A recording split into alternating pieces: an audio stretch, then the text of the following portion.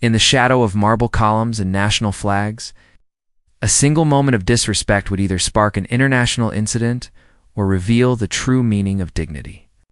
What happened next would be replayed in embassies around the world. The morning sun cast long shadows across the polished marble steps of the Royal Embassy in London.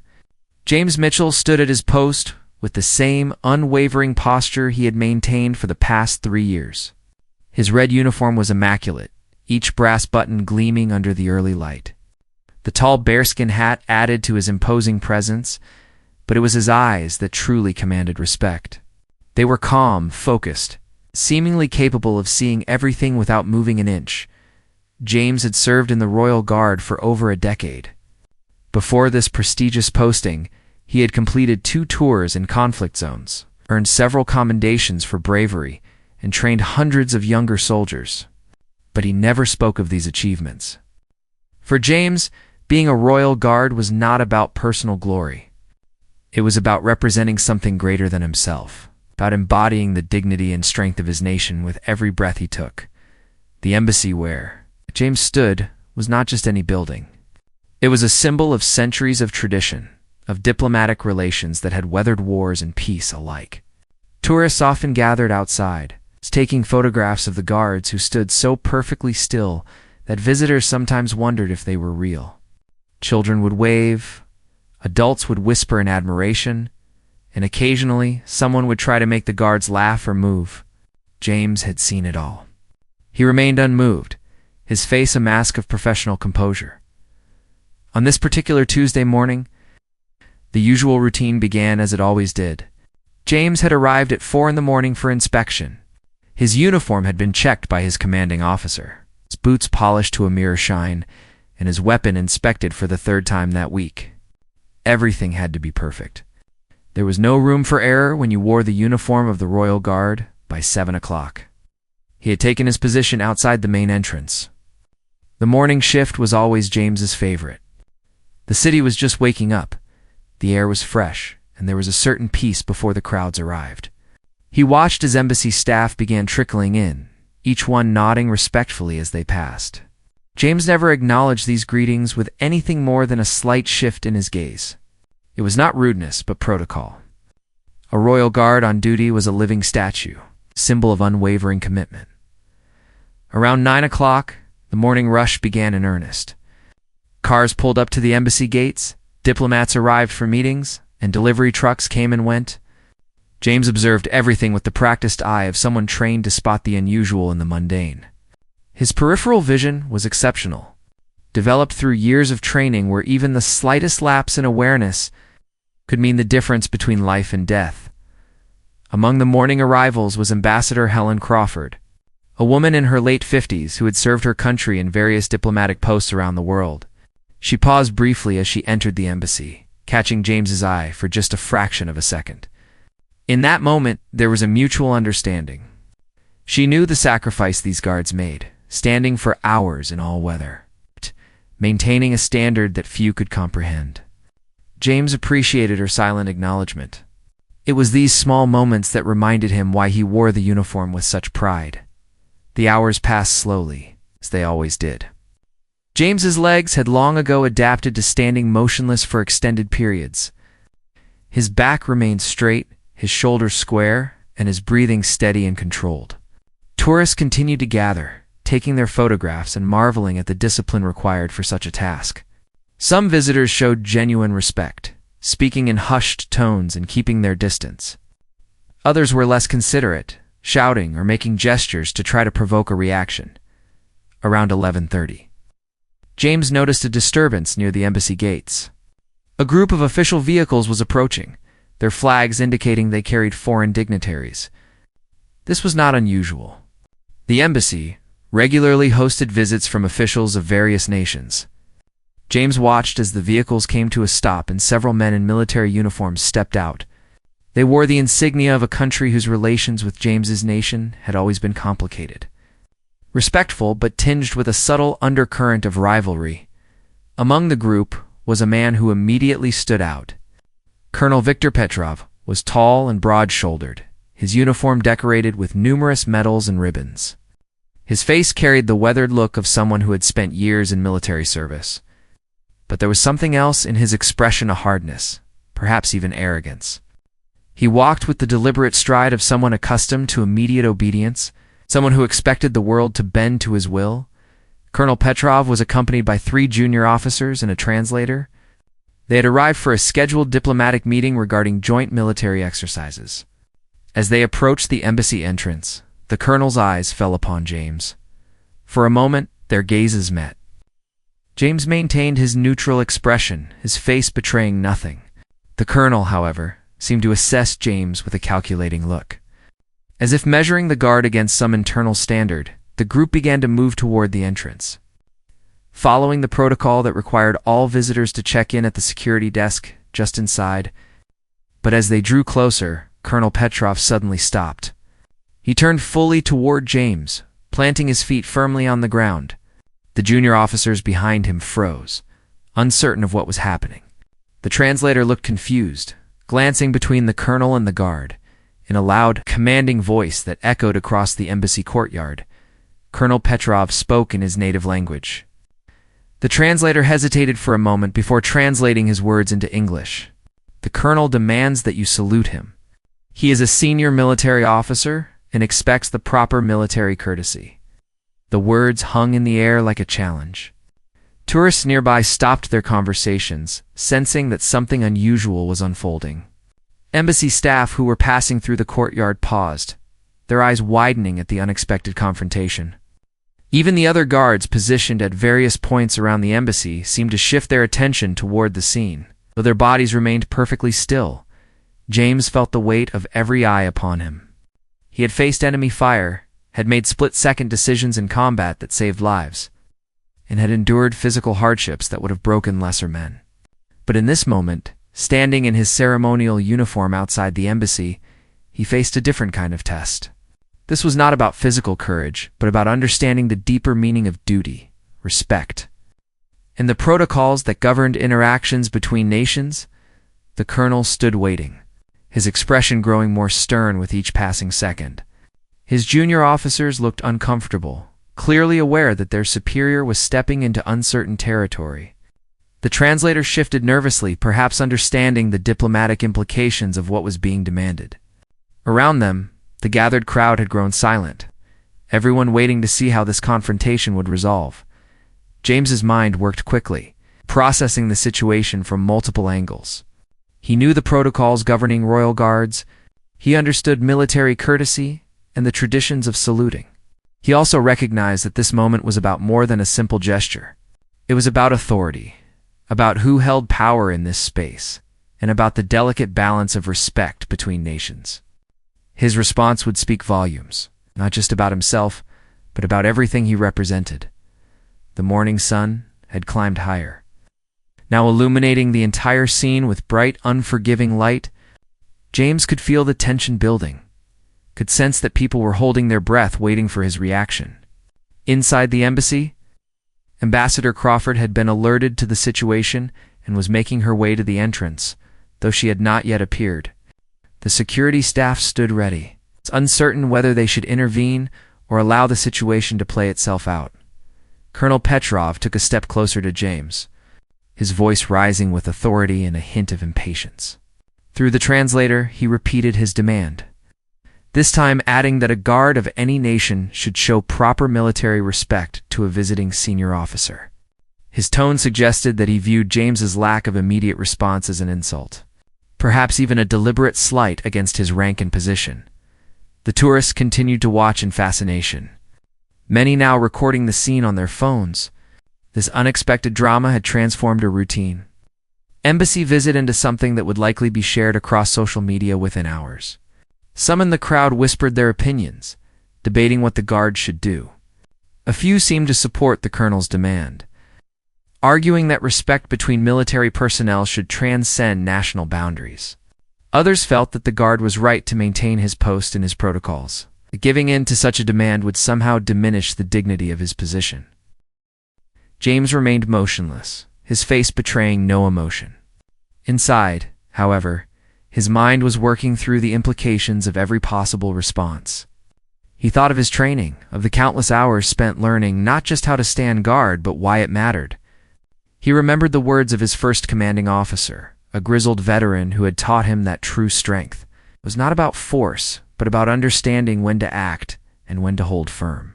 He considered the larger diplomatic context, the relationships between nations that could be affected by this single moment. The seconds stretched into what felt like minutes. Colonel Petrov's face had begun to redden slightly. His jaw clenched in frustration at what he clearly perceived as insubordination. His junior officers exchanged worried glances, recognizing that this confrontation was escalating beyond what anyone had anticipated.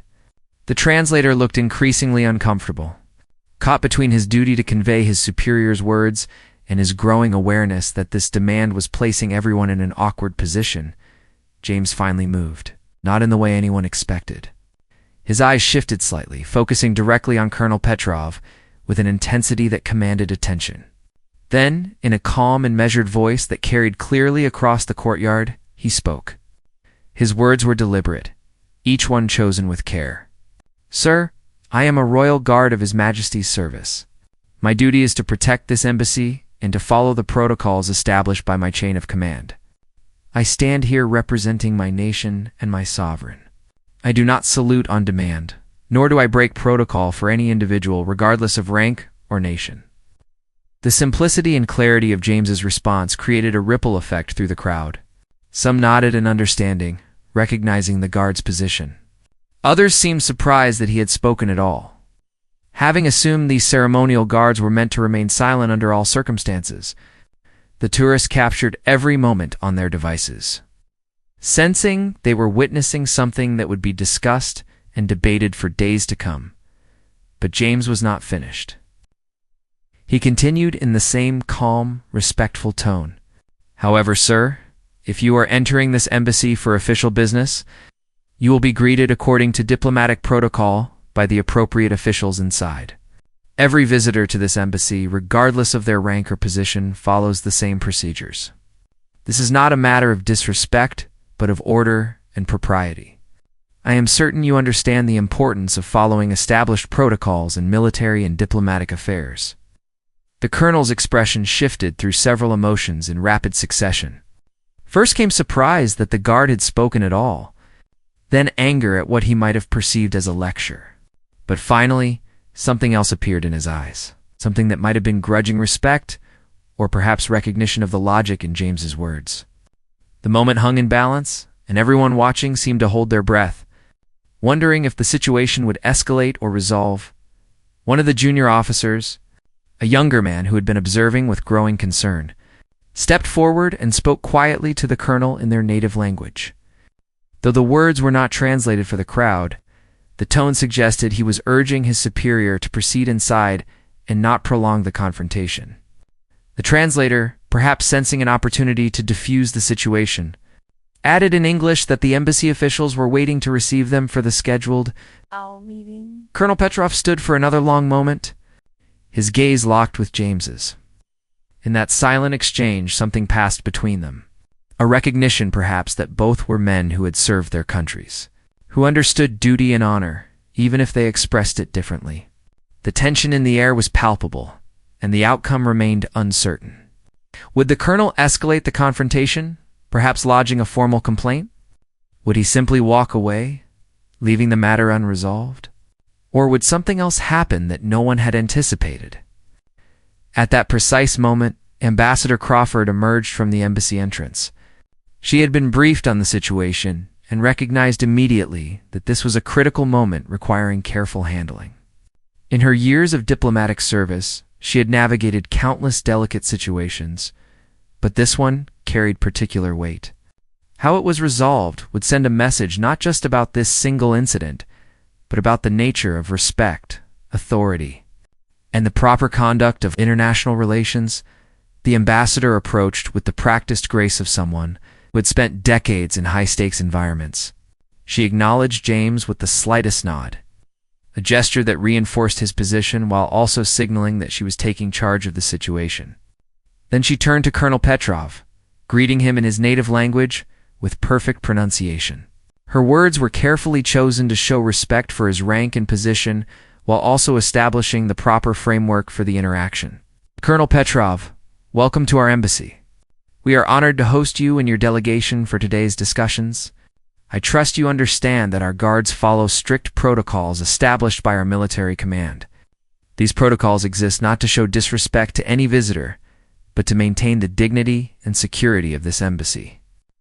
I am certain that, in your own service, you have similar protocols that must be followed without exception. The ambassador's words were diplomatic yet firm. She acknowledged the colonel's position while also supporting James's adherence to protocol. By framing the situation within the context of shared military understanding, she offered the colonel a way to step back from the confrontation without losing face. It was a masterful display of diplomatic skill, the kind that resolved conflicts before they became crises. Colonel Petrov listened, his expression gradually softening. The ambassador continued, inviting him and his delegation inside, where they would be received with all the appropriate military and diplomatic courtesies. She explained that inside the embassy, there would be a formal greeting ceremony where salutes would be exchanged between military representatives according to established protocol. This acknowledgement that proper military courtesies would indeed be observed seemed to satisfy something in the colonel's sense of propriety, after what felt like an eternity but was likely only 30 seconds. Colonel Petrov nodded curtly. He turned to James one final time, and in his native language, spoken clearly enough that even those who did not understand the words could sense their meaning, he said something that the translator conveyed as, "You are a soldier who knows his duty. That is worthy of respect," and without another word, he turned and followed the ambassador into the embassy, his delegation trailing behind him. The courtyard, which had been silent with tension, suddenly erupted in a mixture of reactions. Some tourists applauded, though they might have struggled to articulate exactly what they were applauding. Others immediately began reviewing the videos they had recorded, eager to share this unexpected drama. Embassy staff, who had gathered to watch, breathed visible sighs of relief. Grateful that the situation had resolved without escalating into a formal diplomatic incident, James remained exactly where he had been throughout the entire exchange. He had not moved from his post, had not shifted his stance. His expression had returned to the neutral mask of professional composure that defined his role. To anyone arriving at that moment, it would have appeared as if nothing unusual had occurred. But those who had witnessed the confrontation knew they had seen something remarkable. As the morning continued, the story of what had happened began to spread. Embassy staff spoke about it in hushed, impressed tones during their breaks. Tourists shared their videos on social media, where the incident quickly gained attention. People debated the meaning of the exchange, discussing questions of military protocol, respect, and the proper way to conduct oneself in such situations. Some praised James for his calm adherence to protocol. Others admired the ambassador's diplomatic skill in resolving the confrontation. A few even expressed a new understanding of Colonel Petrov's perspective, recognizing that cultural differences in military customs could create genuine misunderstandings. Inside the embassy, the scheduled meeting proceeded. Ambassador Crawford ensured that all proper military courtesies were observed. When Colonel Petrov entered the conference room, he was greeted by the senior military attaché of the embassy, a decorated general who exchanged salutes with the colonel according to protocol. This formal acknowledgement of rank and position, conducted in the appropriate setting and manner, seemed to restore the balance that had been disrupted in the courtyard. During a break in the meetings, Colonel Petrov asked through his translator about the guard who had stood his ground outside. The ambassador explained James's background, his years of service, his combat experience, and his reputation as one of the most professional guards in the royal service. The colonel listened with interest, perhaps gaining a deeper appreciation for the man he had confronted. He mentioned that, in his own country's military, such discipline and adherence to protocol were also valued, though expressed differently. Back outside, James continued his duty as if the morning's drama had never occurred. His legs ached from standing, his shoulders were tired from maintaining perfect posture. But these physical discomforts were nothing compared to the mental discipline required for his role. He watched the hours pass, observed the changing patterns of people and traffic, and remained the living embodiment of dedication and professionalism. As the afternoon shadows began to lengthen, other guards came to relieve those who had been on duty since morning. But before James was relieved of his post, he noticed Colonel Petrov and his delegation emerging from the embassy.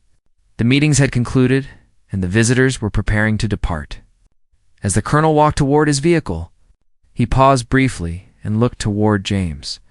For a moment, their eyes met once again, and something passed between them that transcended words or salutes or national boundaries.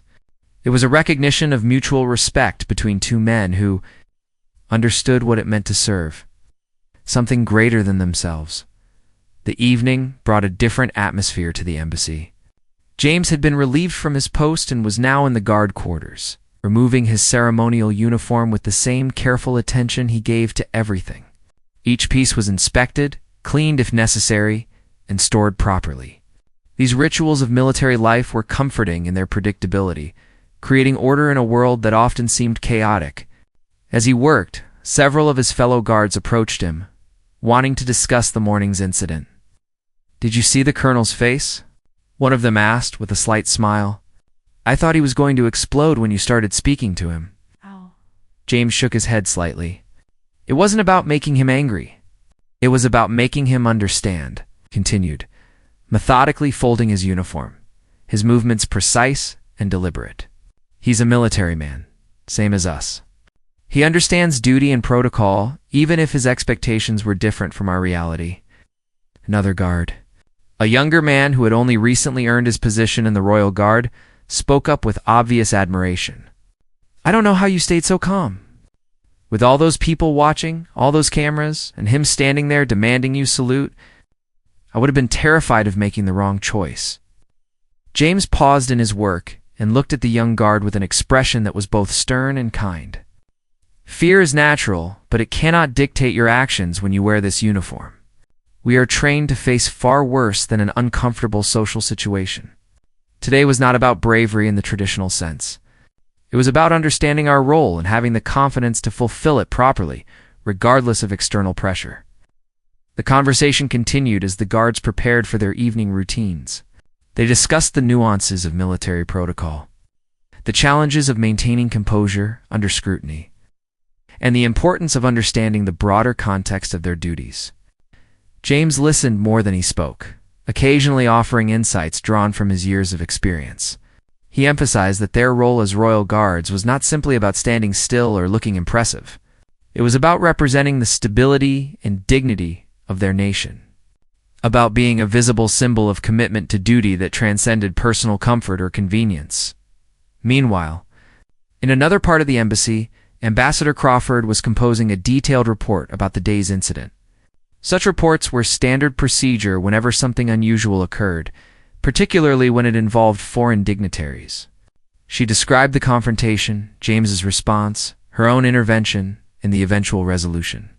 But more than just recounting facts, she took time to analyze the deeper implications of what had occurred in her report.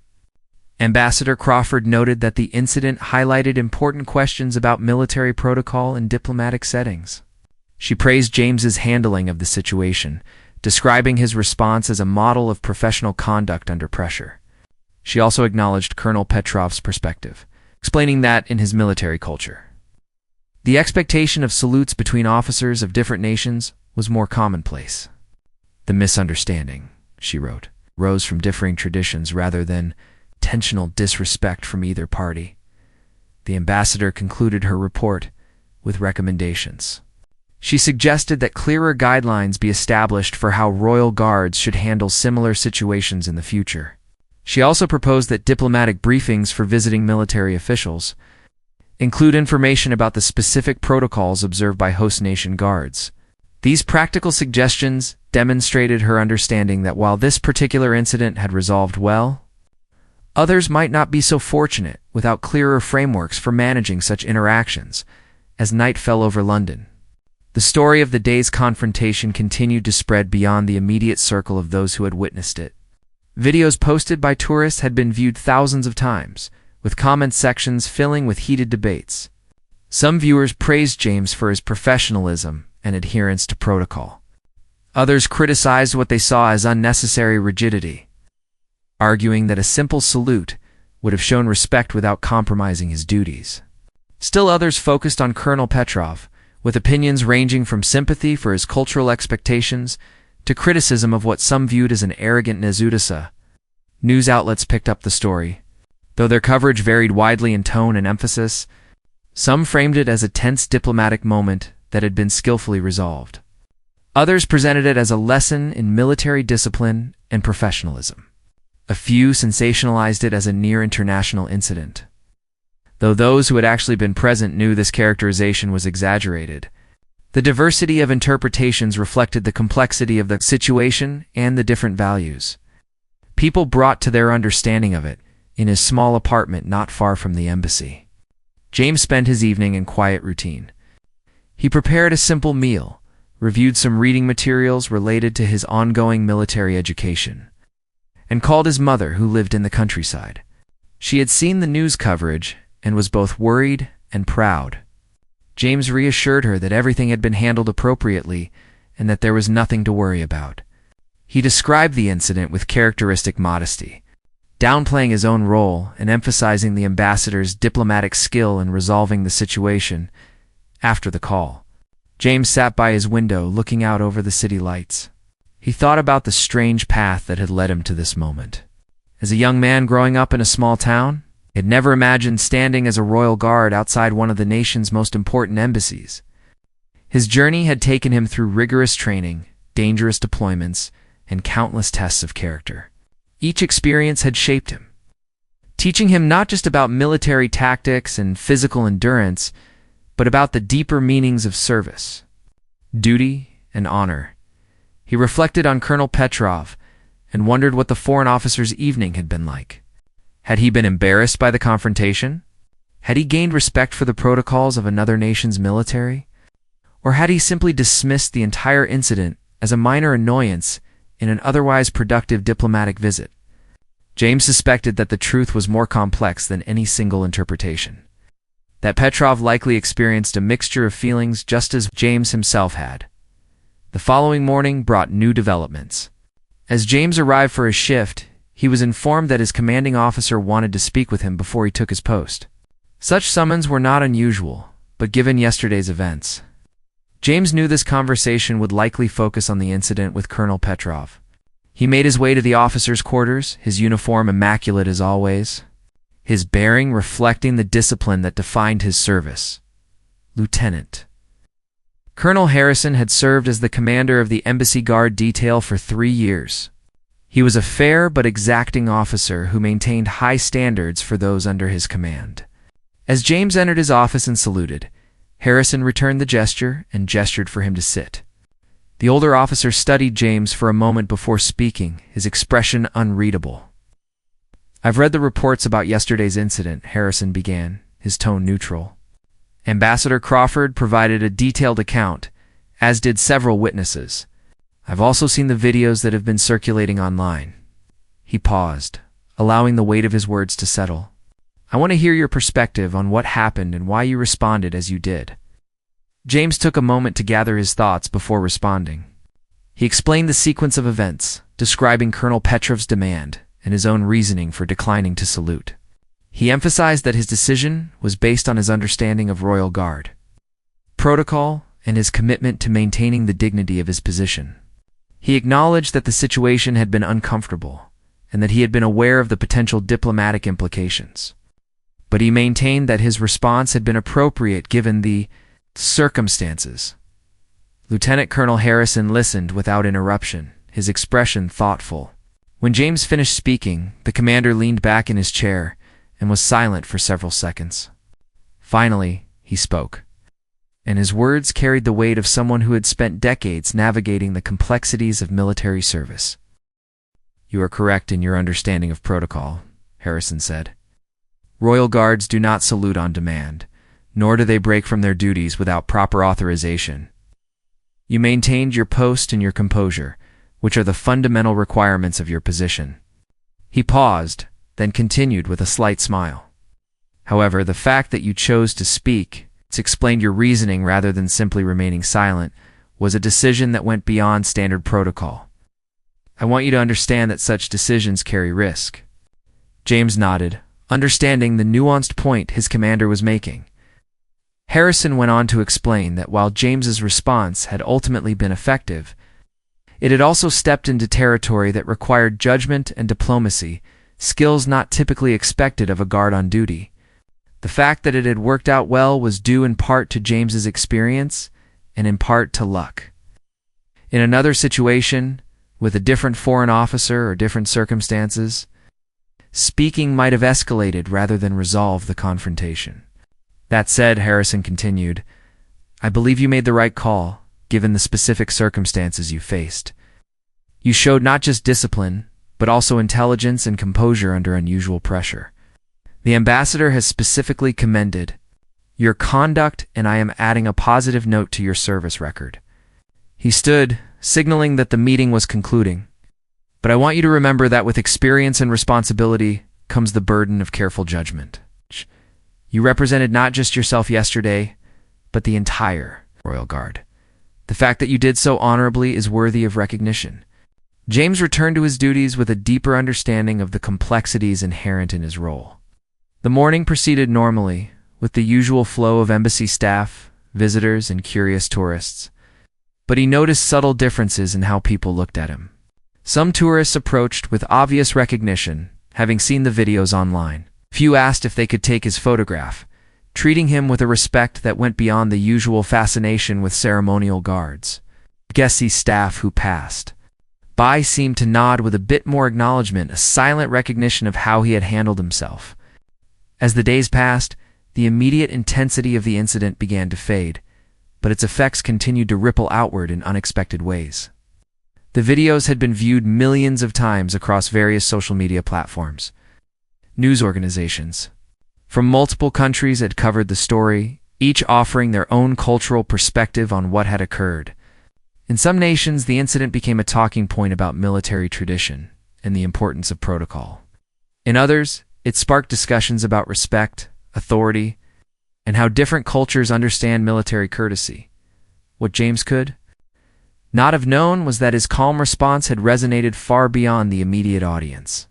Military academies in several countries began using the incident as a case study in their leadership courses.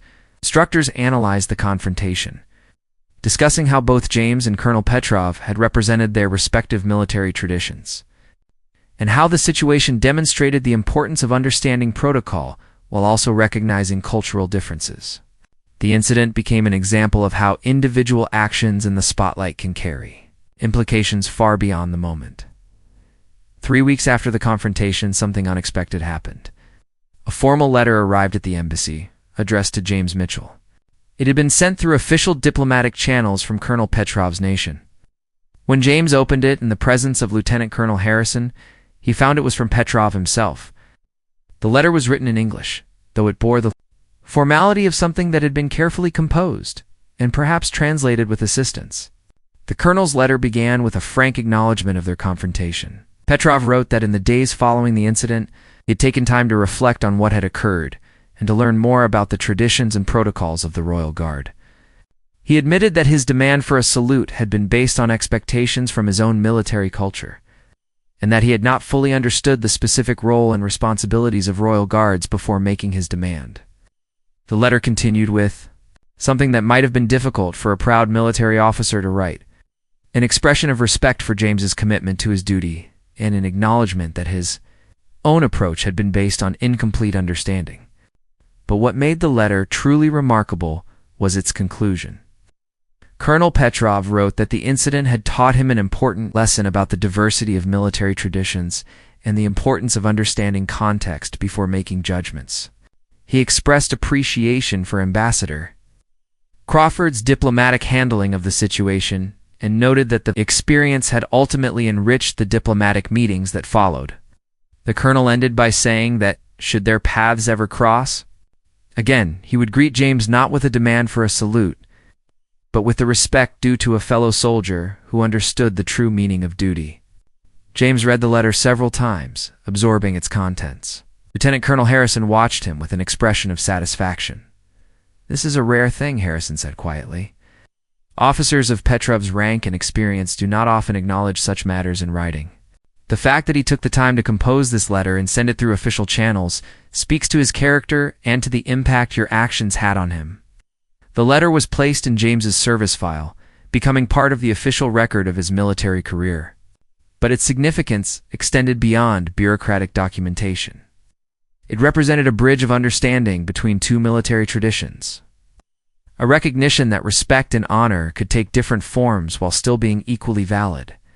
It also demonstrated something important about human nature, that even in confrontation, there could be opportunities for growth and mutual understanding if both parties were willing to reflect honestly on their actions. Asterisk, as weeks turned into months, James continued his service with the same dedication he had always shown. The incident became part of his personal history, something he would occasionally reflect upon, but not something that defined him. He understood that his response that day had been appropriate, not because it was dramatic or because it had gained attention, but because it had been true to his training, his understanding of duty, and his respect for the institutions he represented. Other guards, particularly younger ones, new to the Royal Guard, would sometimes ask James about the incident. He was always willing to discuss it, but he framed his answers in terms of principles rather than personal achievement. He emphasized the importance of understanding protocol, the value of remaining calm under pressure, and the need to recognize that difficult situations often have no perfect solutions, only responses that align with one's duty and values.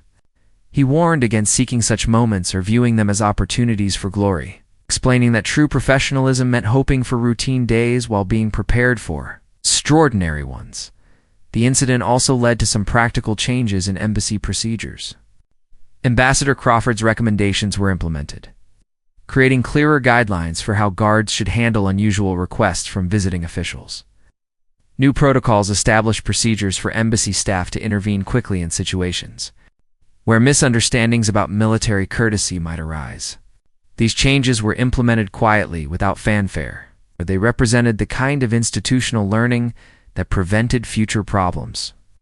Interestingly, the relationship between James's nation and Colonel Petrov's country saw a subtle improvement in the months following the incident. It would be an exaggeration to credit a single confrontation between two individuals for broader diplomatic progress. But those involved in the negotiations noted that the mature and respectful way the incident had been handled had created a positive atmosphere. It became a reference point, a shared story that both sides could point to as an example of how misunderstandings could be resolved through communication and mutual respect rather than escalation. 1 year after the incident, James received an invitation that surprised him. A documentary series about military traditions around the world wanted to interview him about his role as a Royal Guard and specifically about the confrontation with Colonel Petrov. After consulting with his superiors and receiving permission to participate, James agreed to a carefully managed interview. He spoke about his service, his understanding of duty, and the principles that had guided his response that day. The documentary presented his story alongside interviews with guards and soldiers from various nations, creating a nuanced portrait of how different cultures understood military ceremony and honor. What struck viewers of the documentary was James's humility. Despite being the central figure in a story that had captivated millions, he consistently deflected attention from himself and focused on the broader significance of military service and protocol. He spoke with equal respect about Colonel Petrov, praising the foreign officer's willingness to reflect and learn from their encounter. This balanced perspective resonated with audiences, reminding them that most conflicts are not between clear heroes and villains, but between people with different perspectives trying to navigate complex situations. The documentary also featured a brief interview with Ambassador Crawford, who provided diplomatic context for the incident. She discussed the delicate nature of international relations and how small moments can have large implications. Her analysis helped viewers understand that James's response had been significant not just because of what he did, but because of what might have happened if the situation had been handled differently. A guard who yielded to inappropriate pressure or a guard who responded with hostility could have created real diplomatic problems. James's calm adherence to protocol while showing respect for the foreign officer's position had found the narrow path that preserved dignity on all sides. As time passed, the story of that morning outside the embassy became something of a legend within the Royal Guard.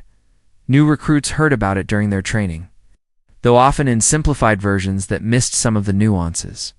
Instructors used it to illustrate important principles about maintaining composure, understanding protocol, and recognizing that every action in uniform represents not just the individual, but the entire institution.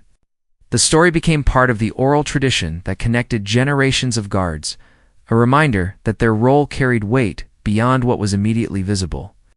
For James, life continued in its steady rhythm, eventually completed his assignment at the London Embassy and moved on to other postings. He continued to serve with distinction, his career marked by quiet professionalism rather than dramatic incidents. The confrontation with Colonel Petrov remained a significant moment in his personal history, but it was one of many experiences that shaped his understanding of service and duty. He carried forward the lessons learned that day, applying them in contexts that had nothing to do with foreign officers or embassy courtyards. Years later, long after James had retired from active service, he would occasionally give talks at military schools and civic organizations. When asked about the most important moment in his career, he would often mention that morning outside the embassy. But he always emphasized that its importance was not in the confrontation itself, but in what it taught him about the complexity of honor and respect. He would explain that duty sometimes requires standing firm, but it also requires wisdom to understand when firmness serves a principle and when it merely serves ego. The final chapter of the story came unexpectedly. James, now in his 50s, and working as a consultant for military protocol training, received an invitation to a military symposium in Europe. The event was designed to foster understanding between military leaders from various nations, focusing on shared values and differing traditions. When James arrived, he discovered that Colonel Petrov, now retired and serving as a military historian, was also attending. Their meeting was private, taking place in a quiet corner of the symposium venue. Both men had aged, their uniforms replaced by civilian clothes, but the recognition between them was immediate. They shook hands, and for a long moment neither spoke. Then Petrov smiled, a genuine expression that transformed his stern features. "I have thought about our encounter many times over the years," he said in heavily accented but clear English. "It taught me humility, something I needed to learn." James returned the smile. "And it reminded me that duty sometimes requires us to stand alone, even when we're not certain of the outcome. We both did what we believed was right that day. I think that's all any soldier can do." They spent an hour in conversation, discussing their careers, their understanding of military service, and the changes they had witnessed in their respective nations. The confrontation that had once defined their relationship became simply one chapter in broader lives dedicated to service. They parted as colleagues, even friends, united by the shared experience of having served something greater than themselves, and having learned from a difficult moment rather than allowing it to create lasting division. The story of the foreign officer who demanded a salute and the guard who calmly explained why he could not give one became more than just an interesting anecdote. It became a lesson about dignity, about the importance of understanding one's role, and about the possibility of mutual respect, even in confrontation. It reminded people that true strength is not always loud or aggressive, but can be found in calm certainty, in knowing one's duty and fulfilling it regardless of pressure or convenience. And perhaps most importantly, it demonstrated that how we handle difficult moments can create bridges of understanding that extend far beyond the immediate situation, touching lives and influencing thinking in ways we might never fully comprehend.